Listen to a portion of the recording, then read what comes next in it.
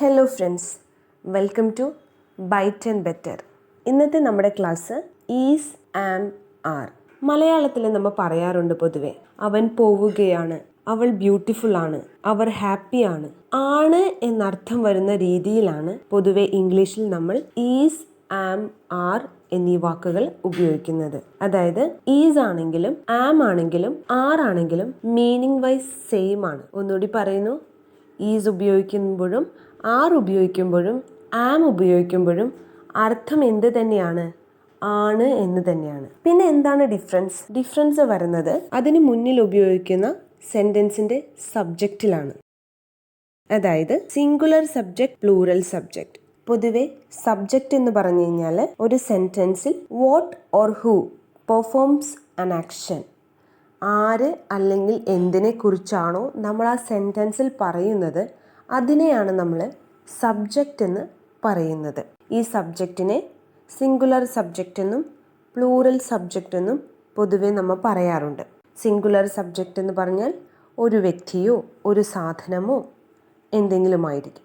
Plural subject എന്ന് പറഞ്ഞാൽ ഒന്നിൽ അധികം, രണ്ടോ മൂന്നോ എന്നല്ല അർത്ഥം. പ്ലൂറൽ സബ്ജക്റ്റ് എന്ന് പറഞ്ഞാൽ ഒന്നിൽ അധികം വ്യക്തികൾ അല്ലെങ്കിൽ ഒന്നിൽ അധികം വസ്തുക്കളെ കുറിച്ച് പറയുകയാണ് സബ്ജക്റ്റ് എങ്കിൽ അതിനെ നമ്മൾ പ്ലൂറൽ സബ്ജക്റ്റ് എന്നാണ് പറയുന്നത്.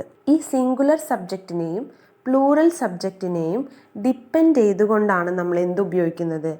ഈസ്, ആം, ആർ ഉപയോഗിക്കുന്നത്. സിംഗുലർ സബ്ജക്റ്റുകളാണ് ഹി, ഷി, ഇറ്റ്.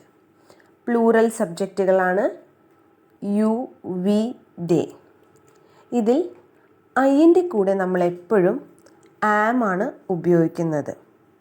ഐ എന്ന് പറയുന്ന സബ്ജക്റ്റിൻ്റെ കൂടെ എപ്പോഴും നമ്മൾ ആം ആണ് ഉപയോഗിക്കുന്നത്. ഉദാഹരണത്തിന്, ഐ ആം ഹാപ്പി ഹിയർ, ഞാൻ ഇവിടെ ഹാപ്പിയാണ്. ഐ ആം 2 years old, എനിക്ക് 2 വയസ്സാണ്. ഐ ആം എ ടീച്ചർ, ഞാനൊരു ടീച്ചറാണ്. I am writing a novel, ഞാൻ ഒരു നോവൽ എഴുതുകയാണ്. ശ്രദ്ധിക്കുക, ആണ് എന്നർത്ഥം വരുന്ന രീതിയിലാണ് ഞാൻ ഇവിടെ ഏത് വേർഡ് ഉപയോഗിച്ചിരിക്കുന്നത്? ആം ഉപയോഗിച്ചിരിക്കുന്നത്. ഒന്നുകൂടി റിപ്പീറ്റ് ചെയ്യാം. I am happy here, I am 2 years old, I am a teacher, I am writing a novel. ഞാൻ ഒരു നോവൽ എഴുതുകയാണ്, ഞാൻ ഒരു ടീച്ചറാണ്, ഞാൻ ഹാപ്പിയാണ് ഇവിടെ. ഈ ആണ് എന്നർത്ഥം വരുന്ന രീതിയിലാണ് ആം ഞാനിവിടെ ഉപയോഗിച്ചിരിക്കുന്നത്. നേരത്തെ പറഞ്ഞു, സിംഗുലർ സബ്ജക്റ്റുകളുടെ കൂടെ നമ്മൾ ഈസ് എന്ന വേർഡാണ് ഉപയോഗിക്കുന്നത്. സിംഗുലർ സബ്ജക്റ്റുകൾ ഹി, ഷി, ഇറ്റ് എന്നിവയാണ്. അതിൻ്റെ കൂടെ പൊതുവെ നമ്മൾ ഈസ് എന്ന വേർഡാണ് ഉപയോഗിക്കുന്നത്. She is A clever girl, അവളൊരു ബുദ്ധിമതിയായ കുട്ടിയാണ്. ഹി ഈസ് ഹാപ്പി, അവൻ ഹാപ്പിയാണ്. ഷീ ഈസ് എ ജേർണലിസ്റ്റ്, അവളൊരു ജേർണലിസ്റ്റാണ്. ഇറ്റ് ഈസ് എ ഡോഗ്, അതൊരു പട്ടിയാണ്. വീണ്ടും പറയുന്നു, ഇവിടെയും നമ്മൾ എന്താണ്? ആണ് എന്നർത്ഥം വരുന്ന രീതിയിലാണ് ഈസ് ഉപയോഗിച്ചിരിക്കുന്നത്. മേൽപ്പറഞ്ഞതിൽ നിന്നുള്ള ഡിഫറൻസ്, സിംഗുലർ സബ്ജക്റ്റുകളുടെ കൂടെ നമ്മൾ ഏത് വേർഡാണ് ഉപയോഗിച്ചിരിക്കുന്നത്? ഈസ് ഉപയോഗിച്ചിരിക്കുന്നത്. She is A clever girl, he is happy, she is A journalist, it is A dog. Clear ആയെന്ന് വിചാരിക്കുന്നു. പ്ലൂറൽ സബ്ജക്റ്റുകളുടെ കൂടെ ആറാണ് നമ്മൾ ഉപയോഗിക്കുന്നത്. ആണ് എന്ന അർത്ഥം വരാനായിട്ട് പ്ലൂറൽ സബ്ജക്റ്റുകൾ ഏതൊക്കെയാണ്? പ്ലൂറൽ സബ്ജക്റ്റുകൾ യു, വി, ധേ. ഈ സബ്ജക്റ്റുകളുടെ കൂടെ നമ്മൾ ഉപയോഗിക്കുന്നത് ആറാണ്. You are a strong person, നിങ്ങളൊരു സ്ട്രോങ് ആയ വ്യക്തിയാണ്.